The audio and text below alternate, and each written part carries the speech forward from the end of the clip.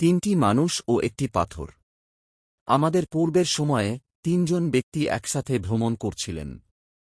হঠাৎ করে প্রবল বৃষ্টি শুরু হল এবং তারা একটি গুহায় আশ্রয় নিলেন। যখন তারা গুহায় প্রবেশ করলেন, পাহাড় থেকে একটি বড় পাথর গড়িয়ে এসে গুহার প্রবেশপথ বন্ধ করে দিল, তাদের ভেতরে আটকে ফেলল। তারা বুঝতে পারলেন যে তারা এক কঠিন পরিস্থিতিতে পড়েছেন। তাদের মধ্যে একজন বললেন, নিশ্চয়ই এই পাথর থেকে আমাদের কিছুই বাঁচাতে পারবে না, শুধুমাত্র আমরা আল্লাহর কাছে দোয়া করলে আমরা যে নেক কাজ করেছি তা আন্তরিকভাবে তাঁরই সন্তুষ্টির জন্য উল্লেখ করে। প্রথম লোকটি তার হাত তুলে বলল, হে আল্লাহ! আমার বাবা মা খুব বৃদ্ধ ছিলেন এবং আমি আমার বাচ্চাদের বা আমার পরিবারকে দুধ দিতাম না যতক্ষণ না আমার বাবা মাকে তাদের অংশ দিতাম।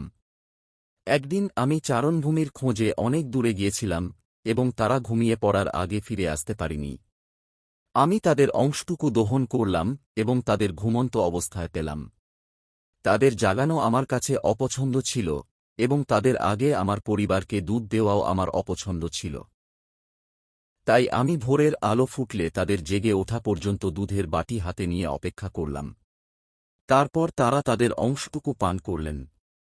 হে আল্লাহ, যদি আমি তা আন্তরিকভাবে আপনার সন্তুষ্টির জন্য করে থাকি, তবে এই পাথরটি আমাদের থেকে সরিয়ে দিন।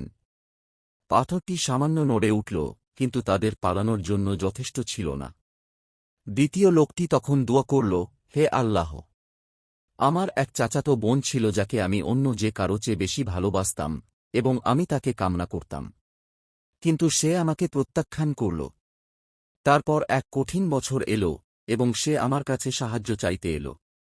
আমি তাকে 120 দিনার দিলাম এই শর্তে যে সে নিজেকে আমার কাছে সমর্পণ করবে। যখন আমি আমার ইচ্ছা পূরণ করতে যাচ্ছিলাম, সে বলল, আল্লাহকে ভয় কর এবং অধিকার ছাড়া শিলমোহর ভাঙো না।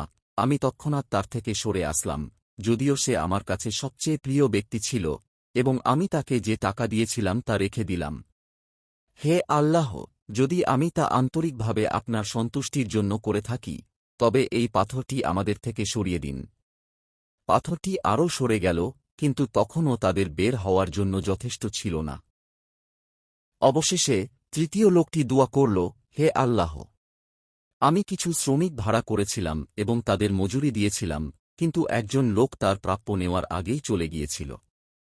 আমি তার মজুরি বিনিয়োগ করেছিলাম যতক্ষণ না তা প্রচুর সম্পদে পরিণত হয়, গরু, ভেড়া, উট এবং একজন দাস।